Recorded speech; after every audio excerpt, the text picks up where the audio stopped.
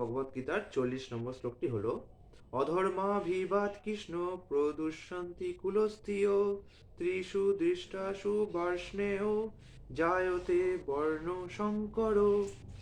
এর অনুবাদ হচ্ছে, হে কৃষ্ণ, কুল ও অধর্মের দ্বারা আবির্ভূত হলে কুলবধূগণ ব্যভিচারে প্রবৃত্ত হয় এবং এ বার্ষ্ণেয় বার্ষ্ণেয় বার্ষ্ণেয় কথাটি খুব গুরুত্বপূর্ণ। বিষ্ণু বংশ, কৃষ্ণের বংশ হচ্ছে বিষ্ণু বংশ।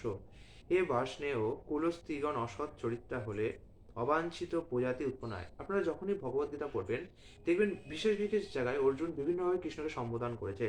যখন কৃষ্ণকে অর্জুন এটা বোঝাতে চাইছিল যে তুমি আমাকে অলক্ষীমূলক কার্যকলাপ করতে কেন বলছো, তখন মাধব বা লক্ষ্মীপতি বলেছেন।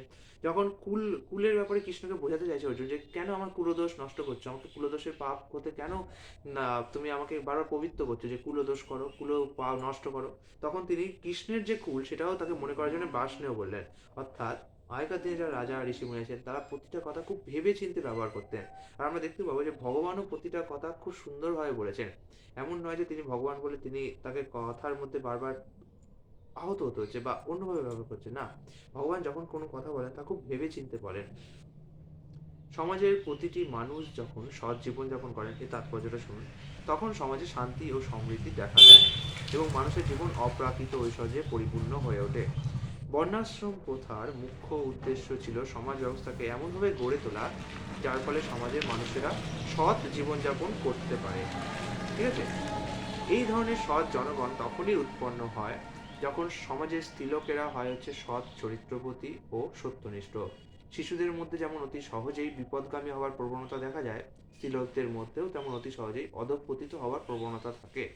তাই শিশু ও স্ত্রীলোক উভয়েরই পরিবারের প্রবীণদের কাছ থেকে প্রতিরক্ষা ও তত্ত্বাবধানের একান্ত প্রয়োজন। নানা রকম ধর্মীয় অনুষ্ঠানে নিয়োজিত করার মাধ্যমে স্ত্রীলোকদের চিত্তবৃত্তিকে পবিত্র ও নির্মল রাখা হয় এবং এভাবেই তাদের ব্যভিচারী মনোবৃত্তিকে সংযত করা হয়। চাণক্য পণ্ডিত বলে গেছেন, স্ত্রীলোকেরা সাধারণত অল্প বুদ্ধি সম্পন্না, তাই তারা নির্ভরযোগ্য অথবা বিশ্বস্ত নয়। সেই জন্য তাদের পূজার্চনা আদি গৃহস্থালীর নানা রকম ধর্মানুষ্ঠানে সবসময় নিয়োজিত রাখতে হয় এবং তার ফলে তাদের ধর্মে মতি হয় এবং চরিত্র নির্মল হয়। তারা তখন চরিত্রবান ধর্মপরায়ণ সন্তানের জন্ম দেয়, যারা হয় বর্ণাশ্রম ধর্ম পালন করে উপযুক্ত। বর্ণাশ্রম ধর্ম পালন না করলে স্বভাবতই স্ত্রীলোকেরা অবাধে পুরুষের সঙ্গে মেলামেশা করতে শুরু করে এবং তাদের ব্যভিচারের ফলে সমাজে অবাঞ্ছিত সন্তান সন্ততির জন্ম হয়। দায়িত্ব জ্ঞান শূন্য লোকদের পৃষ্ঠপোষকতায় যখন সমাজে ব্যভিচার ঘটে, তখন অবাঞ্ছিত মানুষের সমাজ ছেয়ে যায়।